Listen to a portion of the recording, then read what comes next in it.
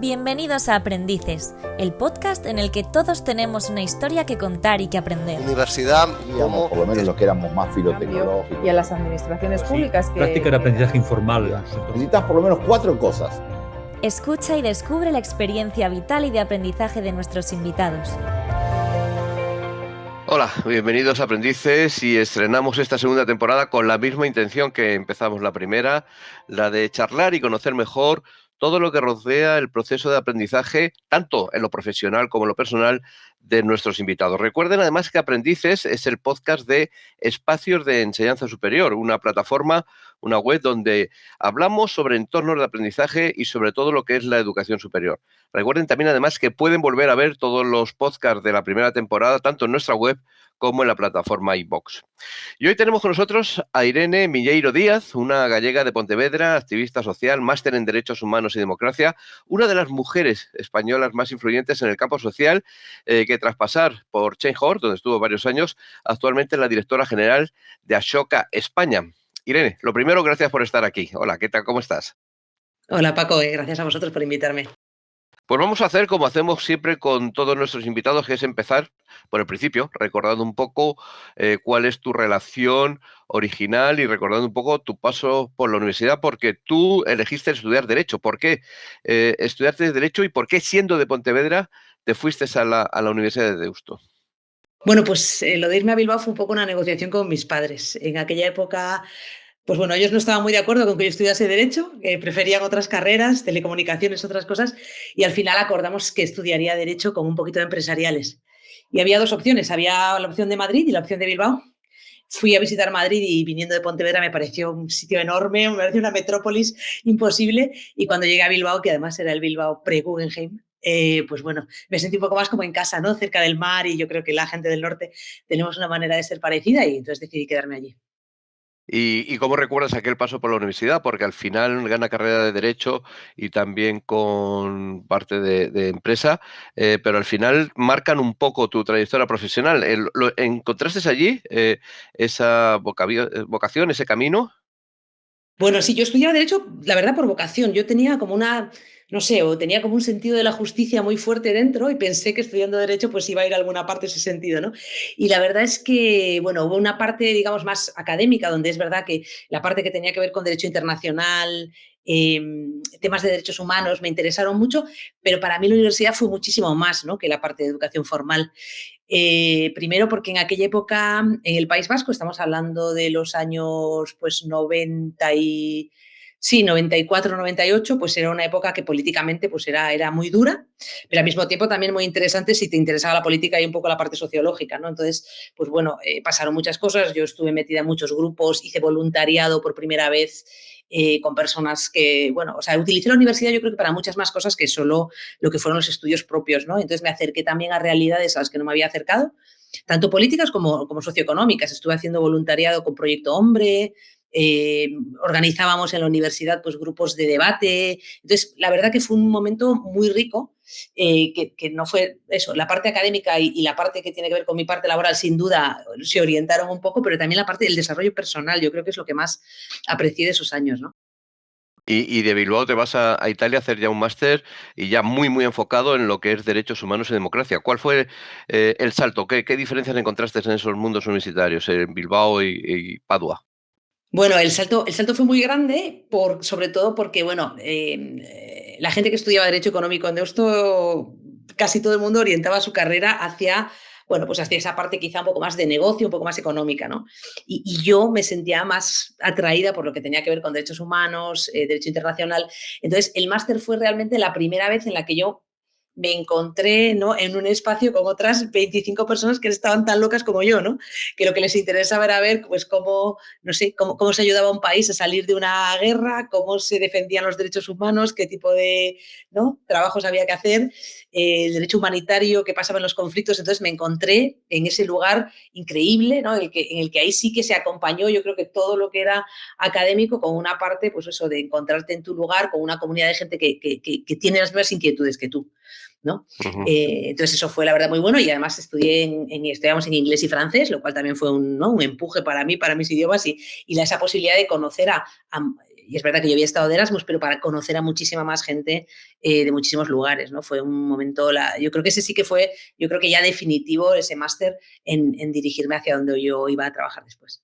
En esa trayectoria universitaria, tanto en Bilbao como en Padua, ¿tienes algún profesor o profesora, alguien en la que crees que existió cierto vínculo un poco de discípulo maestro o que fue determinante a la hora de tu desarrollo posterior?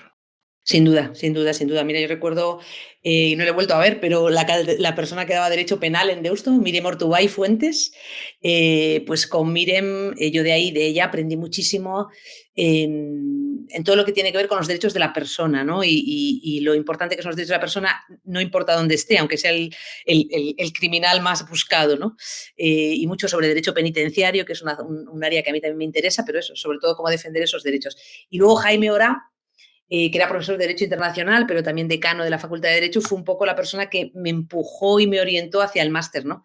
Me dijo, tienes que hacer este máster, yo creo que es algo para ti, inténtalo, intenta presentarte, y la verdad es que me cambió la vida el máster, ¿no? Entonces, tanto Jaime como Mírem pues fueron dos personas importantes, y hubo más, ¿eh? Hubo muchos profesores bueno, pues que para mí significaron mucho, fueron muy referentes. Luego ya terminas y tu primera experiencia profesional es que vas casi al centro del corazón, Comisión Europea y además en una ONG, además en temas como la tortura o los derechos humanos en África. ¿Cómo fueron estas primeras experiencias ya profesionales ya sobre el terreno? Bueno, pues la verdad que, bueno, muy interesante porque, lo primero, porque a mí me sirvieron para entender que podía haber ¿no? Podía hacer una carrera en esa área, y para hacérselo entender a mis padres, que les costaba un poco, ¿no? Porque a veces no se veía siempre eso que era posible, pero fue excelente. Yo empecé a trabajar en esas bueno, pues como becaria, en las áreas un poco de comunicación también, y de empezar a pensar en campañas ciudadanas y así. Y la verdad es que, bueno, el aprendizaje de esos primeros años fue increíble, ¿no? A todos los niveles, de cómo trabajar en equipo con gente que te gusta más y con gente que te gusta menos. Pero entender también bueno, pues la realidad y los retos que puede haber, desde a lo mejor el idealismo, ¿no? Con el que sales de la universidad, a lo que ya es un trabajo que tiene, pues bueno, retos diferentes y maneras de hacer diferentes, ¿no? Entonces fueron años excelentes también, como te digo, muy internacionales. Estuve en Copenhague, estuve en Bruselas, y que, pues eso, también fueron muy ricos a la hora de ¿no? De las personas que conoces, de las experiencias que escuchas. A mí me gusta mucho aprender y escuchar de gente de otras culturas y otros países, y entonces, pues en ese sentido también fueron años estupendos. Sigues luego con el mundo de ONG porque vuelves a España con Oxfam Intermón, ¿no? Uh-huh. Eso ¿Y es. qué tareas haces? Pues mira, en Oxfam Intermón yo empecé, bueno, llevando temas también de incidencia política, si queremos decir, sobre temas humanitarios. En aquel momento, uno de los conflictos en los que estaba trabajando Oxfam Intermón era el conflicto de Chad, conflicto entre Chad y Sudán. Entonces yo lo que llevaba mucho era pues trabajo de realización de informes, de intentar que el gobierno español de alguna manera pudiese ayudar un poco en ese conflicto y no estuviese ahí la cooperación española y políticamente que ayudasen. Y luego también un trabajo muy interesante que hice en Intermón, Oxfam al principio, fue el tratado que tenía que ver con las exportaciones españolas de armas, ¿no? Para mí fue también un descubrimiento, ¿no? Descubrir que, por ejemplo, España es el primer exportador de munición a África subsahariana, ¿no? Munición que a veces es de caza y tiro deportivo, pero de todas formas, munición. Entonces hicimos un trabajo muy interesante que además acabó, después de, yo creo que fueron 4 o 5 años, en la creación de una ley española que regula las exportaciones de armas, ¿no? Y mejorar mucho ese sistema que regula las exportaciones de armas españolas. Y yo creo que eso fue un triunfo que como equipo pues estuvimos Porque eso es uno de muy los orgullosos y elementos muy claves. satisfechos. No, digo, Claro. de los elementos claves de las ONG no solamente es la ayuda sobre el campo, sino al final conseguir un cambio legislativo o un encauce de Totalmente. lo que se está produciendo o estáis denunciando, ¿no?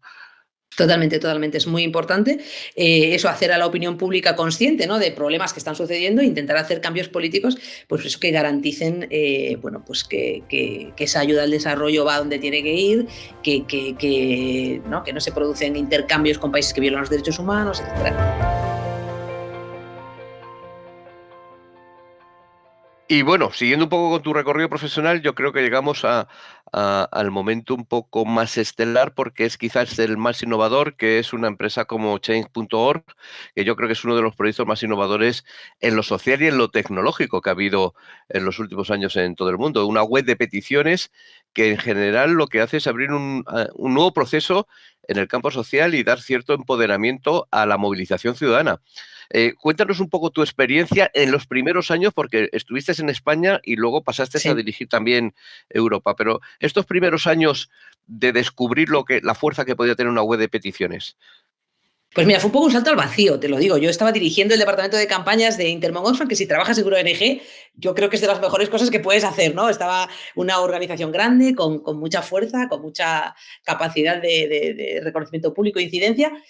Y de repente me contactó alguien, ¿no? Y me dijo, oye, te voy a contar esta idea. Y yo pensé, al principio pensé que estaba loco, ¿no? Dije, ¿qué me estás contando? ¿No? Que yo llevo haciendo campañas muchos años en Oxfam, son campañas cuestan muchísimo dinero, se tarda muchísimos años, tenemos muchísimos recursos y me estás diciendo que vais a crear una plataforma en la que cualquier persona desde su casa puede crear una petición gratis para cambiar cosas. Y entonces, claro, al mismo tiempo me pareció una locura, pero pensé, si esto se puede hacer, la revolución sería increíble, ¿no? La posibilidad de las personas, de la ciudadanía, de poder, bueno, pues crear una petición sobre lo que quieran, a cualquier nivel. Y me lancé un poco al vacío, porque la gente pensaba que estaba loca, nadie conocía a Change.org en España en ese momento cuando yo me fui, ¿no? Y decían, ¿pero qué haces? ¿Pero cómo dejas tu trabajo y te vas a esto? Y bueno, creo que de las mejores decisiones que he tomado nunca, porque aprendí tantísimo sobre lo que es lo digital, ¿no? El cómo se combina lo digital bueno, pues para conectar a personas que tienen los mismos intereses, para hacer presión pública. O sea, la verdad que los aprendizajes de estos últimos 10 años han sido increíbles, ¿no? Y esos primeros años en España, pues básicamente al principio intentábamos que la gente se creyese, ¿no? Que esto servía para algo y convencíamos a amigos, a familiares, a quien pudiésemos para que creasen una petición, porque nadie conocía la plataforma, ¿no? Pero afortunadamente yo creo que, bueno, que rápido fue cogiendo un poquito de ritmo. Bueno, yo que he hecho mis tareas también y he estado investigando en los años en que tú estuviste en Change.org, solamente para recordar a todos los que están viendo este podcast, hay 3 hitos que yo considero que es, por ejemplo, el de Madrid Arena, con más de 400.000 Totalmente, firmas con Isabel, recogidas sí, sí. y que hizo que la Comunidad de Madrid modificara toda la ley de espectáculos públicos, aumentando además las sanciones a los infractores. Otro muy importante que fue el de las más casi 170.000 firmas para endurecer las penas del maltrato animal en Galicia, que provocó también una nueva ley del Parlamento Autonómico Gallego. Ujú. Y bueno, las 300.000 firmas recogidas también para lograr precios justos para libros de textos, que provocó una ley orgánica que ahora recoge la opción del préstamo gratuito. Yo creo que son 3 hitos en sectores muy distintos, pero que muy, muy positivos, ¿no? Total, y con personas pues mira, Isabel de la Fuente, ¿sabes? Yo recuerdo esa campaña con mucho, bueno, pues con mucha cercanía y con mucho cariño, porque yo me reuní con Isabel de la Fuente, que es la madre de una de las chicas que murió en el Madrid Arena, eh, 20 días después de que sucediese esto, ¿no? Y ella lo que me dijo fue, yo no quiero que esto le pase a nadie, podéis ayudarme, no quiero que esto vuelva a pasar. ¿No? Entonces, poder estar a su lado una persona que no era activista, no tenía conocimientos de nada y que es capaz de transformar, ¿no? Una desgracia tan fuerte como perder a una hija, tener la fuerza de transformar eso bueno, pues en un proceso que con el apoyo de muchísimas personas, pero consiguió cambiar una ley y mejorar una ley de espectáculos. Y si alguien, ¿no? Creo que ha ido a espectáculos en Madrid antes de esa ley y después, nos damos cuenta de que el aforo es muy diferente. Totalmente, Que estamos totalmente. muchísimo mejor ahora, que lo que solía pasar. Entonces, una ley que además ha tenido efectos, no ha sido simplemente una ley, sino que ha tenido efectos. Y bueno, lo mismo con, bueno, pues con todos, pero con Elena Alfaro, ¿no? Con su campaña de los libros de texto. Elena pues es una arquitecta, no tenía tampoco mayor, pero estaba preocupada por esto y, bueno, pues fue capaz de modificar la ley para que el préstamo y los libros gratuitos pues sean una realidad de cada vez más comunidades autónomas. Entonces, a mí esta parte, ¿no? La apasionante, bueno, Change.org al final es una herramienta, pero son esas personas, esos ciudadanos que al final dan el primer paso. Yo siempre digo, ¿no? Al final, cualquier cambio empieza por una persona atreviéndose, ¿no? A decirlo o atreviéndose a hacer algo. Entonces, eso es la parte que yo creo que es más bonita, ¿no? La plataforma, bueno, ayuda a amplificar sus voces, pero son ellos, son esas personas las que lo Bueno, empiezan. lo que es cierto es que Change.org es ya una herramienta conocida, usada a nivel popular, a nivel de empoderamiento ciudadano, pero una pregunta, ¿no existe un riesgo de que haya demasiadas peticiones muchas veces, que el crecimiento de Change.org haga perder un poco el foco social y a veces entren peticiones bastante intrascendentes o chabacanas junto al lado de asuntos sociales verdaderamente delicados y problemáticos? Sí. Bueno, eso es uno de los, quizás una de las consecuencias, ¿no? De decidir ser una plataforma de peticiones abierta, en la que no hay filtros a priori, sí hay filtros a posteriori, porque obviamente hay cosas que no pueden estar en una plataforma y existen unas reglas, ¿no? Pero por otro lado, yo creo que eso fue una decisión de decir, eh, ese filtrado o esa decisión de qué está y qué no está, mm, quién la toma, cómo la toma y en una sociedad democrática, ¿no? Entonces, bueno, pues yo creo que sí puede existir ese riesgo, pero lo que nosotros hemos visto es que la mayoría de las veces se utiliza bien. Entonces, que puede haber algunas peticiones, pues bueno, pues más, no sé, humorísticas o menos interesantes, sí, pero al final las que van adelante y las que producen cambios, ¿no? Son las peticiones en las que detrás hay una persona y un creador de petición, pues que una creadora de petición que tienen un tema importante para tratar. Entonces, lo otro, pues bueno, son pequeñas cosas colaterales que eh, tampoco influyen, ¿no? Mucho. Bueno, tú has estado en España, pero también has estado dirigiéndolo a nivel europeo. ¿Es el mismo uso en ambos entornos? ¿Hay diferencia entre cada país a la hora de gestionar estas firmas? Bueno, España es uno de los países en los que tenía más penetración en la población. Entonces, en otros países hay menos. Yo no diría que tanto el uso es muy diferente, pero quizá los temas son un poquito diferentes, ¿no? Porque Chis.org yo creo que sirve mucho de termómetro social, ¿no? Es un buen termómetro social para entender qué le está preocupando a las personas en un momento determinado. Entonces, yo creo que sí que eso es lo que más cambiaba en los países. Pues si en España a lo mejor era la salud, la educación, son temas que siempre han sido muy importantes, los animales, ¿no? Pues a lo mejor en otros países era más la corrupción o más el empleo o más otras cosas. Pero la manera de utilizarlo es muy similar. De hecho, una de las últimas cosas que yo hice en Change.org fue abrir África. Abrimos equipos o contratamos equipos en Kenia, en Kenia, en Sudáfrica y en Nigeria.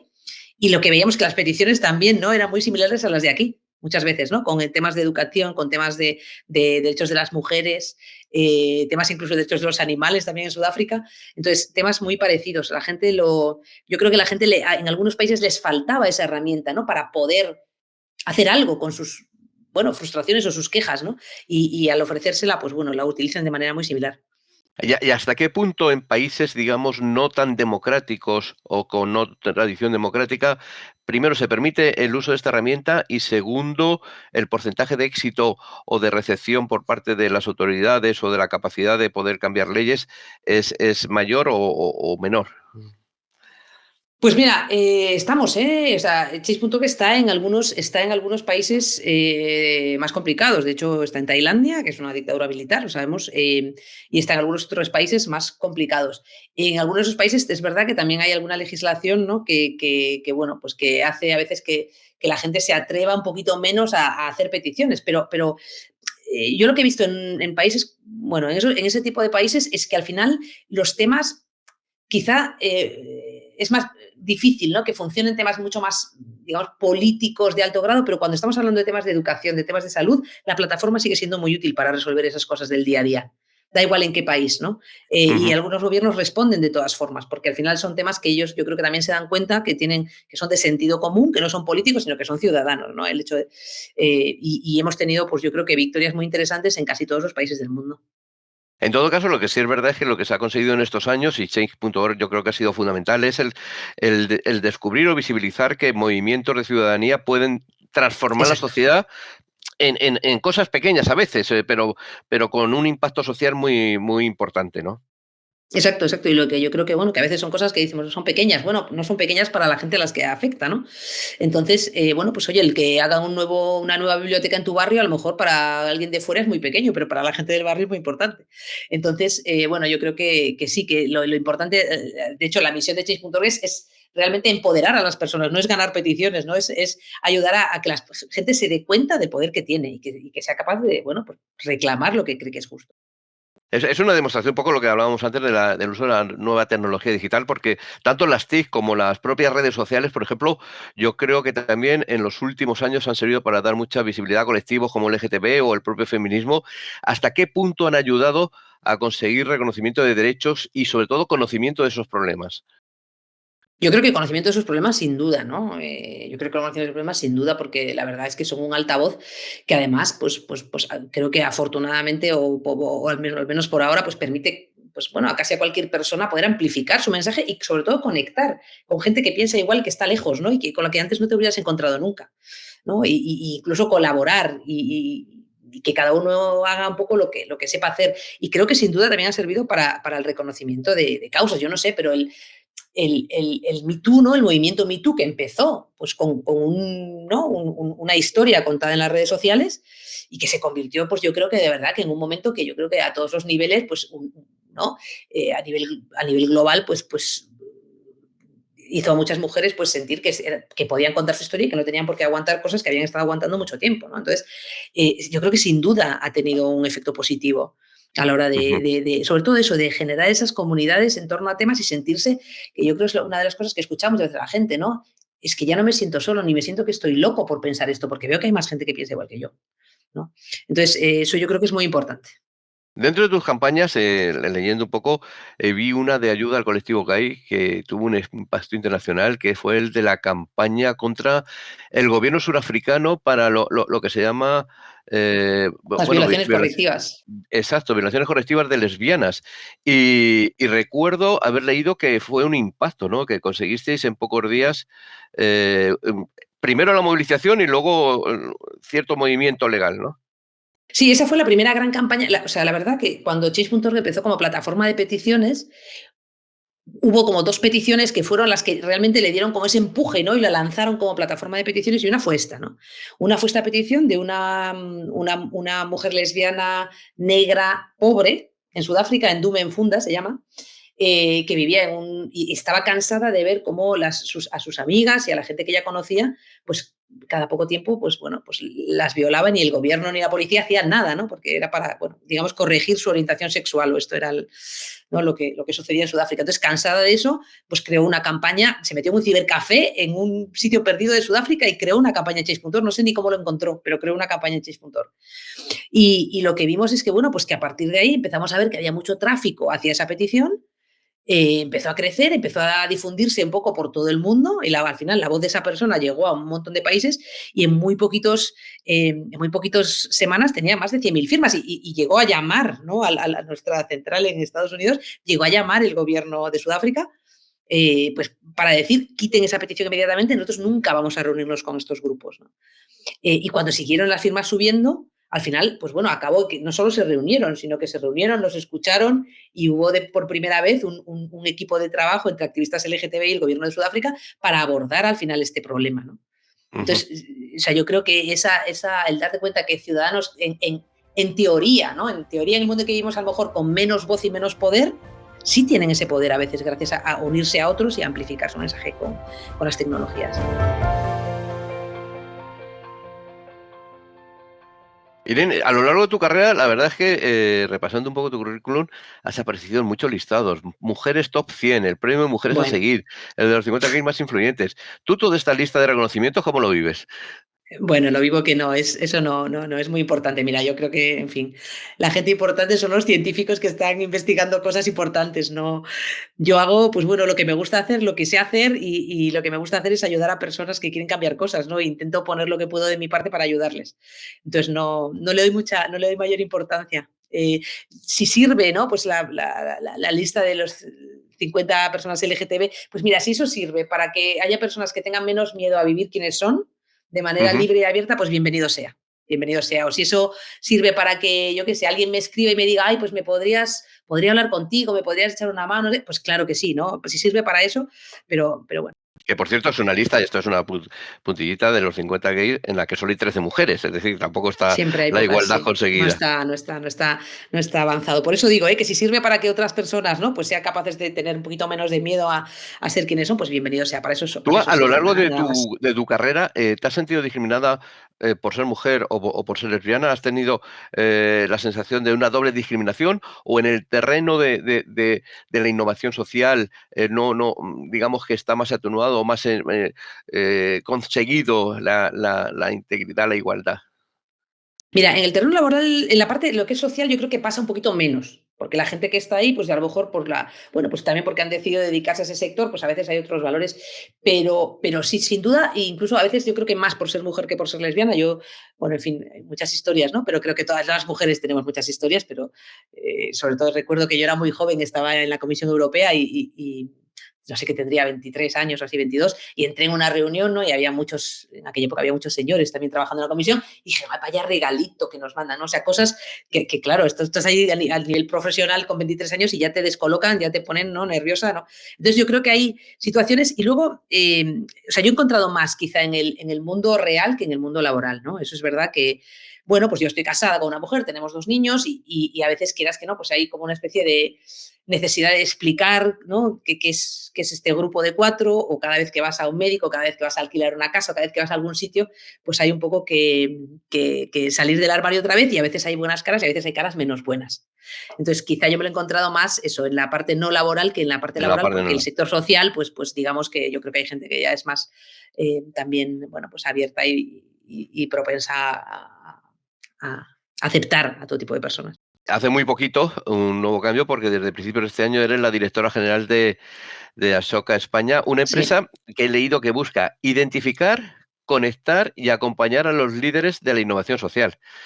Cuéntanos estos objetivos y cómo, sobre todo, identificáis a esos líderes. Pues está siendo muy interesante, la verdad es que llevo, pues eso, 9 meses, llevo ahora 8 meses y estoy feliz y aprendiendo muchísimo, ¿no? Pues mira, esto es lo que hacemos, intentamos buscar a personas que son emprendedores sociales e innovadores sociales, que quiere decir al final personas que están buscando una solución nueva a un problema social que existía, una solución que es más eficaz, o que es más rápida, o que es más barata, o que es más eficiente, ¿no? ¿Y cómo lo hacemos? Pues lo hacemos pues con nuestro equipo, la verdad, con una red de nominadores por toda España muy grande, que cuando ven que hay algo interesante que está pasando, venga una persona interesante, nos escriben y nos dicen, oye, que he visto este proyecto, que he visto esta persona, que he visto esta organización, que están haciendo cosas interesantes en estos temas, y a partir de ahí pues hay un proceso de selección, la verdad, bastante duro, y cada año seleccionamos pues 4 o 5 personas que son emprendedores sociales Ashoka, ¿no?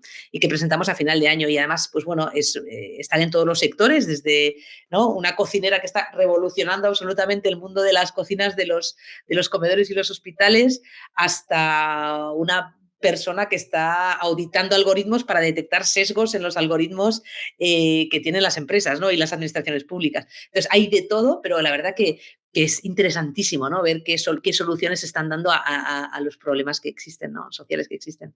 Es buenísimo. En ese tipo de empresas sociales y de emprendeduría social, ¿tenéis algún tipo de ayuda pública, de colaboración con la administración o de ayuda de patrocinio privado porque al final hay que financiar un poco, sobre todo Sí. más en el lanzamiento de estas empresas que arrancan, ¿no? Sí, sí, Ashoka funciona solo con fondos privados, no tenemos fondos públicos, y entonces, pues bueno, sí tenemos patrocinios tanto con grandes fundaciones, como con empresas, como con particulares que están interesados también en el mundo de la innovación social, y también pues conectamos a los emprendedores sociales pues con esas personas o con esas empresas o con esas fundaciones que les pueden ayudar también, ¿no? Al principio, cuando están, pues bueno, pues montando, probando, haciendo crecer su idea. Entonces sí, pero es sobre todo privado, no tenemos fondos públicos, no aceptamos fondos públicos. Y hace ya hablamos de semanas, habéis ido un grupo de directivos más allá y habéis creado una especie de agrupación que llamáis Emprendes y que es para ayudar al emprendimiento precisamente. ¿Cómo lo estáis forjando esto? Porque es de hace pocas semanas, ¿no? Sí, es de hace unas semanas. Bueno, Emprendes es la asociación de directivos bueno, pues de incubadoras y aceleradoras de emprendimiento social, ¿no? Esto del emprendimiento social al final es algo, bueno, relativamente nuevo en España, ¿no? Entonces, pues yo creo que se está forjando también toda esta red ahora, ¿no? Empieza a haber más actores y creíamos que era importante generar esta red pues para estar trabajando juntos todas las organizaciones que están apoyando el emprendimiento social de alguna manera, ¿no? Apoyando a los emprendedores sociales. Entonces nos hemos unido y queremos trabajar juntos, pues bueno, pues para compartir, ¿no? Para compartir cómo lo hacemos, para también influir al gobierno, para que siga apoyando el emprendimiento social, porque, bueno, es algo que es todavía pues incipiente en España, pero hay otros países, por ejemplo, como en Portugal, en el que el gobierno está invirtiendo muchísimo, ¿no?, en potenciar la innovación social y potenciar el emprendimiento social, y nos gustaría que el gobierno de España lo haga también. Entonces creemos que pues con esa asociación de todas las organizaciones que estamos trabajando con emprendedores sociales, pues será más más fácil y podremos poner, pues bueno, también hacer informes más interesantes sobre la mesa y hacer un poco también esa radiografía de cómo está el emprendimiento social en España y qué necesitaría. Y en este mundo que estáis o que se está creando de emprendimiento social, ¿cómo ves la relación con la universidad, con el mundo de las universidades? ¿Hasta qué Es punto clave.